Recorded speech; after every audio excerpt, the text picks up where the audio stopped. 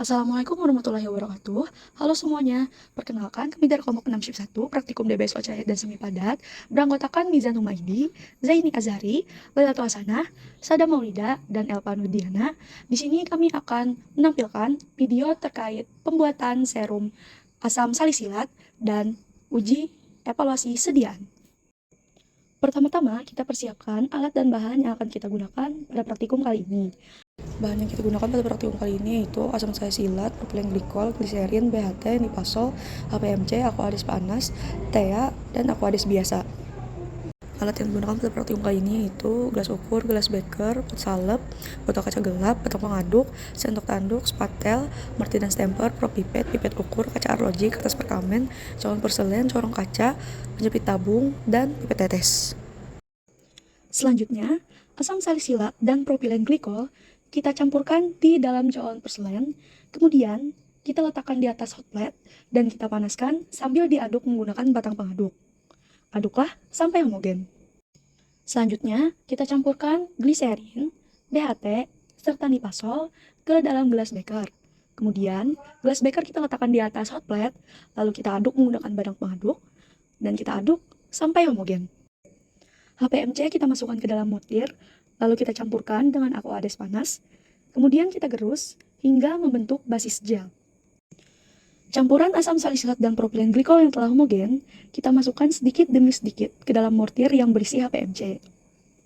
Kemudian kita gerus kembali hingga tercampur rata.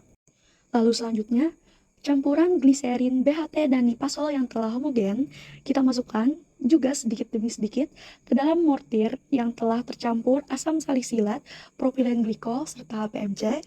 Kemudian kita gerus kembali hingga semuanya tercampur rata. Masukkan semua sisa air dari perhitungan yang telah kita hitung ke dalam mortir yang di dalamnya telah tercampur semua bahan yang kita gunakan untuk membuat serum asam salisilat. Selanjutnya, TEA sebanyak 1 tetes kita teteskan ke dalam mortir, kemudian kita gerus kembali hingga cairan membentuk serum.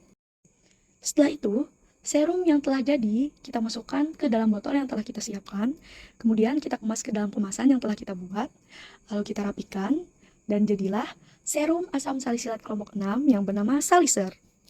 Uji organoleptis dilakukan dengan cara mengambil sampel dari wadah, lalu diamati secara langsung konsistensi, warna, dan juga bau dari sediaan yang dibuat. Hasil dari pengujian ini didapatkan sediaan dengan konsistensi yang agak cair, berwarna putih susu, dan juga tidak berbau. Uji homogenitas dilakukan dengan cara mengoleskan sampel pada sepasang kaca preparat dan diamati sediaan. Hasil yang didapat dari pengujian ini adalah sediaan menunjukkan susunan yang homogen. Hal ini sesuai dengan syarat yang menyatakan bahwa sediaan serum yang baik adalah serum yang homogen. Uji viskositas dilakukan dengan cara dimasukkan sampel ke dalam gelas beker sampai batas yang ditentukan. Kemudian, sampel dibaca menggunakan alat viskometer Brookfield dengan ukuran spindle yang sudah disesuaikan. Kecepatan pengukuran yang digunakan adalah 6, 12, 30, dan juga 60 rpm. Hasil yang didapat dari uji ini adalah viskositas sebesar 600, 500, 400, dan 200 centipoise. Hasil yang didapat ini terlalu encer sehingga tidak memenuhi syarat serum yang baik, yaitu memiliki viskositas dalam rentang 800 sampai 3000 centipoise. Uji daya lekat dilakukan dengan cara mengambil sejumlah sampel dan diletakkan di antara dua gelas objek yang diberi beban selama 5 menit. Setelah itu diangkat beban kemudian dipasang gelas objek pada alat tes. Alat tes kemudian diberi beban kembali dan dicatat waktu pelepasan sediaan dari gelas objek. Hasil yang didapat dari pengujian ini adalah daya lekat selama 57 detik. Hasil ini sudah memenuhi syarat serum yang baik, yaitu memiliki daya lekat lebih dari 4 detik. Uji daya sebar dilakukan dengan cara mengambil sejumlah sediaan dan diletakkan di atas kaca. Lalu kaca ditutup dengan kertas mika dan diberikan pemberat. Setelah itu diukur diameter yang terbentuk setelah 1 menit. Hasil yang didapatkan yaitu penyebaran dengan diameter 7 cm.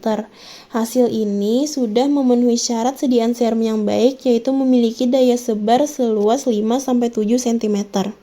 Uji pH dilakukan dengan cara memasukkan alat pH meter ke dalam sampel, kemudian dibaca nilai pH yang terdapat pada alat. Hasil yang didapat dari pengujian ini yaitu sediaan dengan nilai pH 3.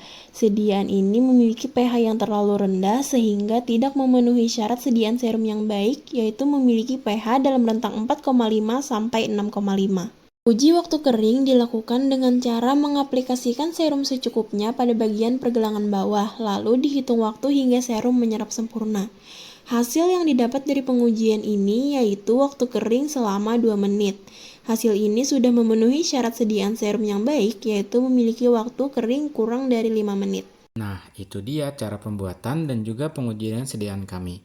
Serum ini dapat digunakan untuk mengatasi masalah jerawat pada kulit, mengangkat sel mati, dan mencerahkan kulit.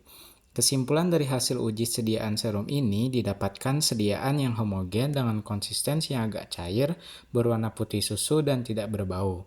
Hasil yang didapat dari pengujian viskositas dan pH kurang baik, tetapi hasil pada uji daya lekat, daya sebar, dan juga waktu kering sudah memenuhi persyaratan. Terima kasih sudah menonton video kami, semoga bermanfaat.